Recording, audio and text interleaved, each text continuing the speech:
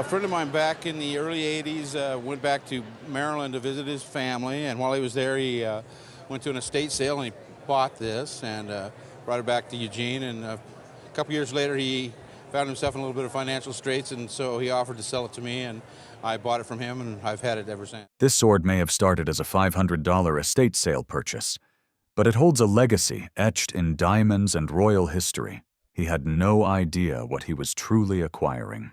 Wrapped in silver, studded with rose-cut diamonds, and decorated with rich green and blue enamel, the sword bore far more than craftsmanship. It carried a hidden imperial connection. He did some early research on it, and along with, of course, that was before internet. Right. Once we got internet, we did a little more research on it, and basically we know that it's from Nicholas II, the Tsar, the last Tsar of Russia, and we believe that it was one of his officers' swords. We're not sure exactly. On the steel blade, the unmistakable monogram of Nicholas II, the last Tsar of Russia, gleamed beneath a crown.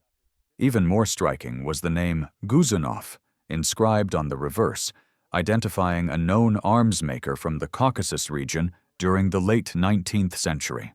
Unlike typical military blades from that time, this piece was no simple weapon. It was a luxurious, ceremonial treasure, possibly crafted as a coronation gift or imperial presentation. Now, there's some condition issues as you see. The whole silver and enamel portion at this end is missing, and you've got a little damage to the end. Do you remember what you paid for it back in the... Yeah, well, yes, I paid $500 when I bought it from him. I believe he told me he paid $300 for it when he first picked it up. It's a rare and unusual piece, and even in this condition, at auction, a conservative price might be $75,000 to $100,000. Whoa! That's a shock to me. I was thinking, a couple of grand maybe, but whoa. That changes things. From forgotten drawer to dazzling artifact, this blade turned out to be far more than decoration. It's a rare survivor from the twilight of the Russian Empire. I brought in a Navy sword, a dress sword, and belonged to Commodore Morris, who was a distant relative of mine. Morris went to sea at just 15, fighting pirates in the Barbary Wars and taking command roles during the War of 1812. He served as first lieutenant aboard the USS Constitution in its legendary battle against the HMS Guerrière, one of the most iconic ship duels in American history. The sword itself is a rare gem, an 1852 U.S. naval officer's sword, crafted by Ames Manufacturing Company as part of the first production run of just 500. The sword is decorated with the typical naval motifs. You've got the sea serpent on the quillin, the USN and a ribbon on the face of the guard. You've got the knots on the mounts, and you also have the sea serpent on the drag. I love him. And on the reverse of the blade, we've got the etched USN and a ribbon, and we've got the fouled anchor motif that is so associated with naval arms. While valuable on its own, what elevates this piece far beyond most collectibles is the man who wielded it. At auction, a similar sword might fetch $2,000 to $3,000, but because it belonged to Commodore Morris, a man with 57 years of naval service and second highest ranking officer at the time of his death. If this sword were to be offered in a retail setting, we think the asking price for the sword would be in the neighborhood of $25,000. Wow, it's amazing. We would probably insure it in the neighborhood of $50,000 because it is absolutely irreplaceable. You could go find another first contract 1852 naval officer's sword, but you couldn't find Commodore Morris's sword. Gosh, that's really wonderful information. Handed down from father to son for generations, this Confederate officer's sword once belonged to the guest's great-great-great-grandfather and has hung on family walls since childhood. But this isn't just any sword. It's a rare and sought-after piece made by William J. McElroy of Macon, Georgia, one of the South's most notable wartime manufacturers. Known for his craftsmanship and bold branding, McElroy etched his name clearly into the blade, leaving no doubt about its authenticity. This is his cavalry officer's version of his sword. This is one of the rarest swords a sword collector could get. We have a sand cast guard that has the floral patterns, which lets us know it's for an officer, not an enlisted man's. The enlisted man's version of this is just smooth all over. On the handle, we have a wooden core, and then they put a high quality leather over the top of it, and they use a single strand of copper wire and wrap it around to hold everything together. And then they join it all together with another sand cast pommel cap. The real showstopper is the blade itself. Deep, dramatic etching with floral motifs and the crossed first national Confederate flags that practically leap out under the light. And crucially, the original scabbard bears the same etching, confirming its match and skyrocketing its rarity. This sword, because of condition and all the aspects that we've talked about, if I were going to insure this sword, I would insure this sword for $50,000. Oh, my Lord. I'm speechless. I had no clue that it would be anywhere near that. This sword, if it didn't have that scabbard, would be around 20. Oh, okay. The scabbard is the rare part. I'm just shocked right now. I don't know what else to say. These are from my great-grandfather, who was a captain for the Confederacy in the Civil War. This is his sword. This is the sword of a captain from the Union side that he captured in the Battle of Petersburg in 1864. This is one of the most powerful and humanizing collections ever brought to the Antiques Roadshow. A pair of Civil War swords. The guest inherited this remarkable archive from his great-grandfather, a Confederate captain who fought in the Battle of Petersburg in 1864. During the clash, he was wounded by a musket ball that passed through his captured Union adversary's sword and into his hand. Despite the brutality of the moment, something extraordinary followed. The Union officer, the very man he had just disarmed, helped clean and dress his wound, even asking for a bath before being escorted to a prison camp. And they started talking, and the Michigan captain helped him clean his hand in that wound. They went down to the river. The captain said, I haven't taken a bath in a month, and I know I'm going to go to this internment camp, and, could I take a bath? He said, sure, go ahead. They walked back to the lines. They had to spend the night before they were taken to the internment camp, and they never thought they'd see each other again. They both survived the war. My great-grandfather lived in North Carolina. He worked for the railroad. He had a boarding house. He was, telling the story one night with boarders there, and the boarder said, I've heard that story, but from the other side, from the Union side. So he wrote to the Detroit Free Press, the paper there in Michigan, and basically said, dear Captain, if you are here and you read this, I have your sword. I'd like to give it back to you. Years later, by sheer chance, their paths crossed again, through a newspaper letter in the Detroit Free Press. The Union captain replied with a touching note. He remembered the wound, the kindness, and gave his blessing for the sword to remain with the Confederate captain's family, as a trophy captured in a fair fight, and a symbol of mutual respect between men who fought with conviction, yet found common ground after war. The archive includes both swords, a rare New Orleans-made Confederate belt buckle, and letters beautifully transcribed by a descendant. Together, they form not just a Civil War relic, but a tangible story of reconciliation, of enemies who became friends, and a shared American legacy passed down generations. A retail value for this group as presented here today would be between $20,000 and $25,000. That's surprising, but great. We aren't looking, obviously, to part with it, but that's good to know. We're calling our insurance person to make sure we can insure it. But its true worth lies in the lesson it holds, that even in the darkest times, humanity can still shine through. This Civil War presentation sword is far more than a finely crafted weapon. It's a tribute from soldiers to a general they followed into some of the bloodiest battles in American history, including the pivotal clash at Gettysburg. Brought in by the descendant of General Stephen McGrorty, this breathtaking sword tells a story of grit, bravery, and devotion. McGrorty, a native of Cincinnati, began his service in the 10th Ohio, and was wounded so many times that he was eventually mustered out. I've got a Civil War sword of my great-great-grandfather's and a picture of him in his uniform. Okay. Was wounded so much he was sort of mustered out of service, and he came back eventually as the colonel of the 61st. Well, what you have here is a beautiful presentation sword that was presented to him in honor of his service by his men. It's made by Klauberg of Solingen, Germany. It was probably purchased from a high-end retailer like Schuyler, Hartley & Graham in New York, or maybe even from Tiffany. As you can see, it's engraved with presentation information on it. The scabbard and the hilt are enhanced with faux rubies. It's really probably the highest grade sword that Klauberg ever made.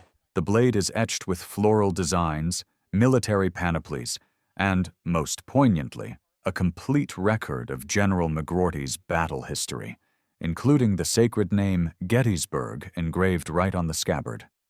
Despite some condition wear to the blade's brightness, the appraiser noted this is the kind of artifact that commands respect among collectors. We know it's a Klauberg sword because we've got the Klauberg maker's mark here on the ricasso. Okay. And like most presentation grade swords, it has an etched blade with floral patterns and a panoply of arms. But probably the nicest feature of the sword is this beautiful Lady Liberty statue hilt. Absolutely gorgeous. And I think realistically, at auction, with all the history and with those magic words, he was at Gettysburg, you've got a sword that's going to bring somewhere between $15,000 and $20,000. It's just a wonderful, wonderful piece, and it's fabulous that it stayed in the family. Yes. This is not just a ceremonial sword. It's a royal-era treasure steeped in honor, history, and exquisite craftsmanship. Brought in by a guest whose late husband inherited it from his great-uncle, this English presentation sword from around 1805 is unlike any battlefield relic. It doesn't look like something that you would... It doesn't look like a battlefield sword. No. Have you done any research on it, or...? I've tried to research it, and I could not find a thing on it. But what do you know about, I believe it was made in London. Just what the inscription says. It's basically all I know about it. Though family lore suggested it may have come from Verdun, its pristine, elegant appearance made it clear to the appraiser that this was a ceremonial weapon, not a combat tool. Crafted by Woolley, Dutton, Deacon, and Johnson, renowned Birmingham-based swordsmiths of the early 19th century, the sword features a blued and gilt blade, elaborately engraved with gold leaf and bearing the royal cipher of King George III. But its most striking feature is the detailed presentation inscription. Presented by the loyal Crayford Volunteers to their much-esteemed Commandant, John Henry Taylor, Esquire, in testimony of their high sense of his attention to the discipline and respectability of the Corps, 1805. From the engraved gilt brass mounts to the original family coat of arms, every detail speaks to the sword's ceremonial importance and aristocratic ownership. I think at auction, conservatively, this would bring somewhere around $20,000 to $30,000. Gee. Is that a good place to start? That's a good place to start, absolutely. A remarkable sum for a sword that once symbolized honor and prestige among Britain's loyal volunteer forces. I brought my great-great-grandfather's Confederate sword. And how do we know it's his sword? Well, it's engraved, has his name on it. We also know, because it's been passed down through the family, with the stories associated with his having the sword. And also his beautiful wife, my great-great-grandmother, wrote about the time he spent during the war in some of the fighting around the city of Mobile. This sword isn't just a weapon. It's a Southern legacy, etched in steel by one of the finest craftsmen of the Confederacy. This Confederate presentation sword comes with powerful family provenance, complete with wartime stories passed down through generations. But the real surprise came when the appraiser flipped the blade over and revealed the name Bissonnet, a master engraver and jeweler from Mobile, Alabama. known for going above and beyond in a time of scarcity. Where most Confederate blades were modest and rushed, this one is lavish. On the guard, we have the standard cast brass guard with the floral design on it. But what's cool is if you turn it just right, we have CS applied. They cast the guard and then hand applied those letters CS. That's above and beyond in a war where necessity drove basically everything. Despite some condition issues, including a missing section of the scabbard and light rusting at the blade's end, the historical and artistic significance of this piece remains untarnished. This is a sword that I would insure for $30,000. Seriously? $30,000? Oh, wow. We need to... I've had it hidden in the attic. I think I need to put it somewhere safer than that. I'd say. You brought in quite a collection of swords, all related to one individual. Who is he to you? This is my great-grandfather, Captain John Hetherington. He was a Berdan sharpshooter in the Civil War. This sword is kind of the family legendary sword. He was wounded, and this is a picture of how he was carrying the sword when he was struck by the bullet. All I was ever told was that this saved his life. When the bullet hit his hand, a piece of the sword lodged in his hand, and that's why he had to leave the army. And eventually it crippled his hand right up. The blade itself took the hit, breaking apart and sending a fragment into his hand, an injury that ended his military service and left his hand permanently crippled. That battle-worn sword, never drawn again, became a family legend, a literal lifesaver forged in war. Alongside it are two other swords from his service, a German-made foot officer's sword, the most affordable option for a newly appointed officer, and a regulation-defying 1850 staff and field sword, likely purchased privately despite not being standard issue. But this appraisal wasn't just about swords. The guest also brought a cabinet card photograph of Hetherington in uniform and a framed service record, rare documentation that ties the weapons to a specific name, battle, and story. As we learn here, this sword is a lifesaver. On Jerusalem Plank Road at Petersburg, he's carrying this sword, and we can see on the back end where the bullet has actually wrecked the thing, and it probably never left the scabbard after that day. Absolutely incredible stroke of good fortune. You've got the photograph, which puts it all in context, and these three swords. If I was cataloging this for an auction, I would put an estimate of $15,000 to $20,000.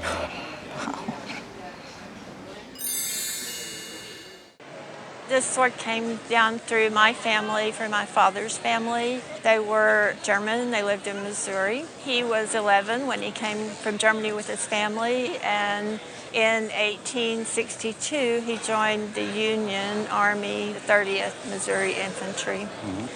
And they were sent to Louisiana and Mississippi. And so this was presented to him by his Louisiana friends as a token of their esteem in 1864. The presentation inscription reads, "Presented to Lieutenant Louis Beerwith by his Louisiana friends as a token of their esteem, July of 1864. This sword is no ordinary blade.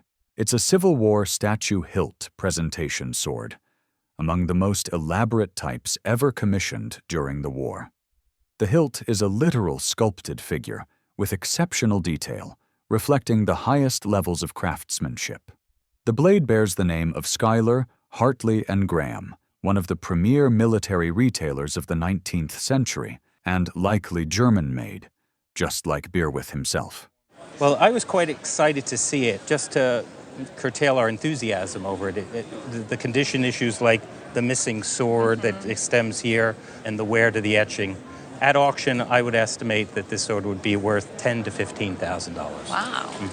Great. And considerably more if it was in slightly better condition.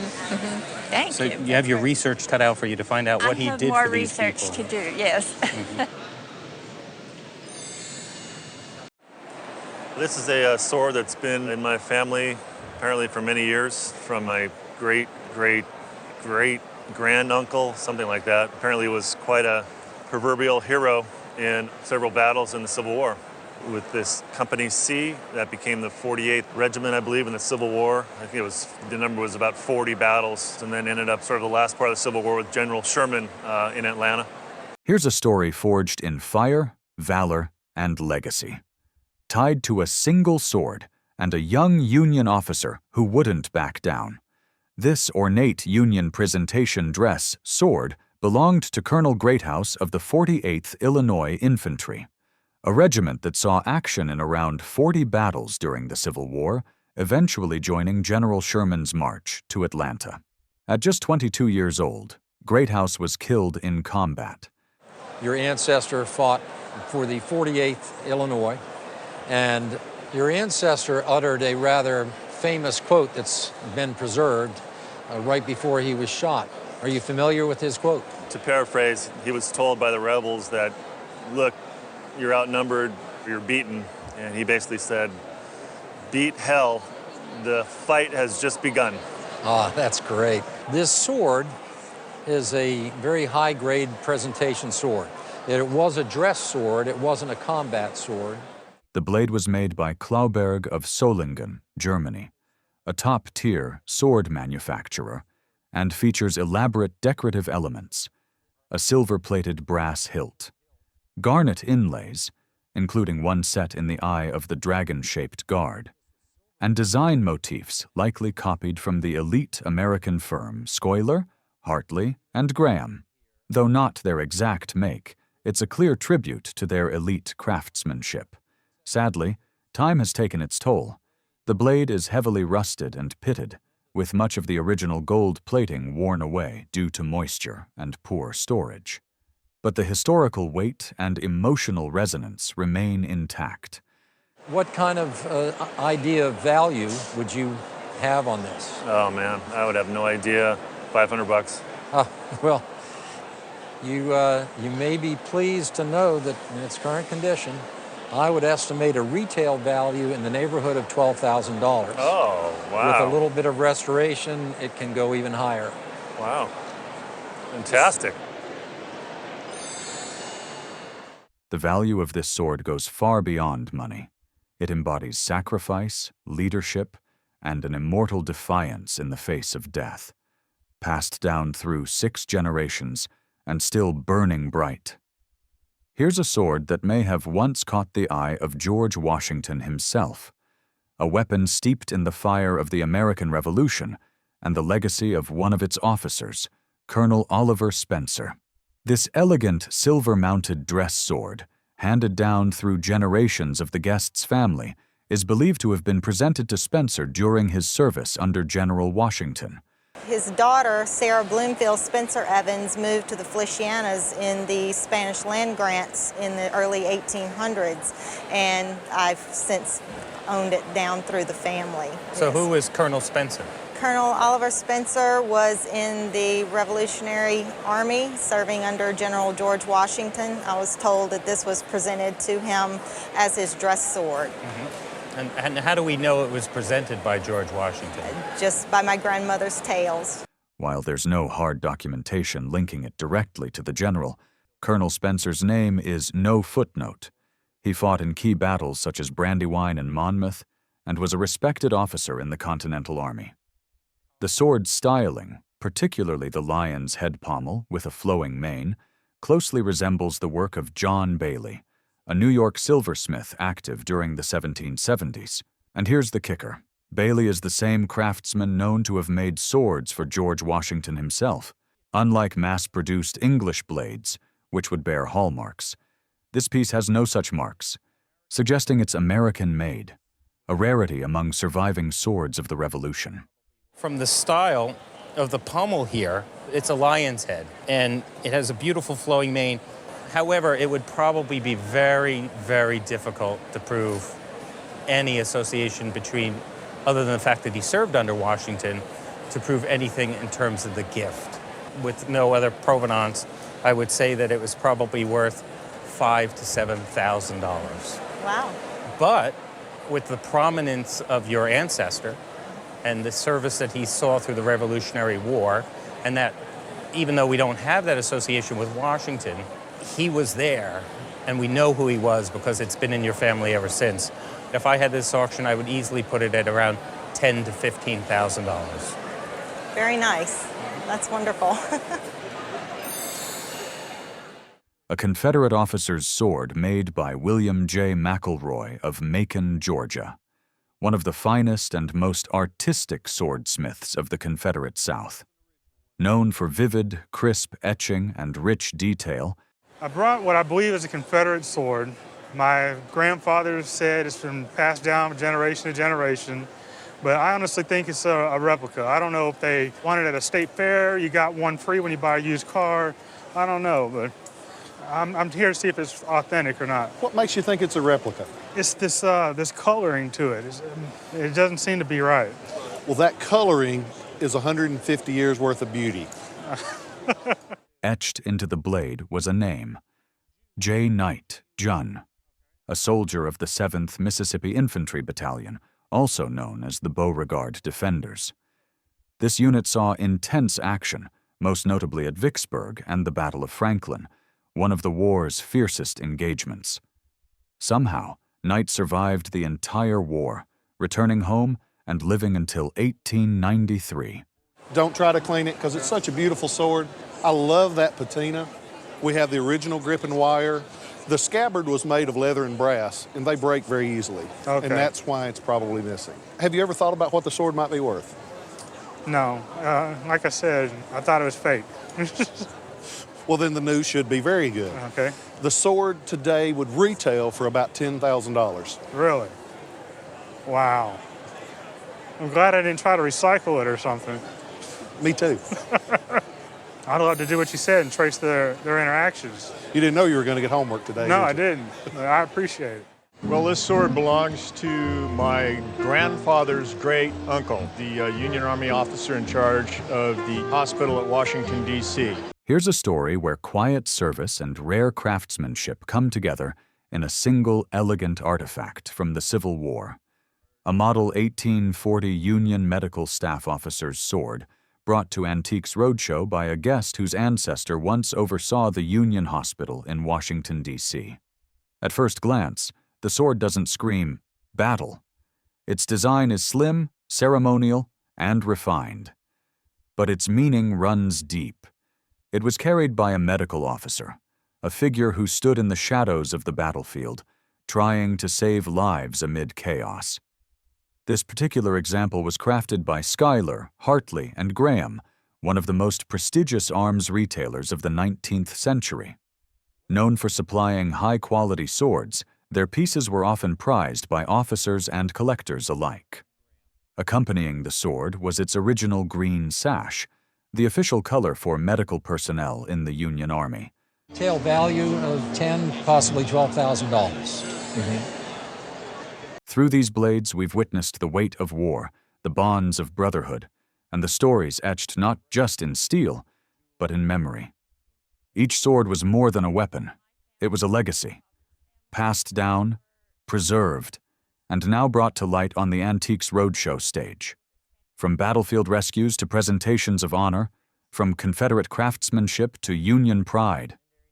These swords remind us of who we were and what we've carried forward. If these powerful relics moved you, help share their stories.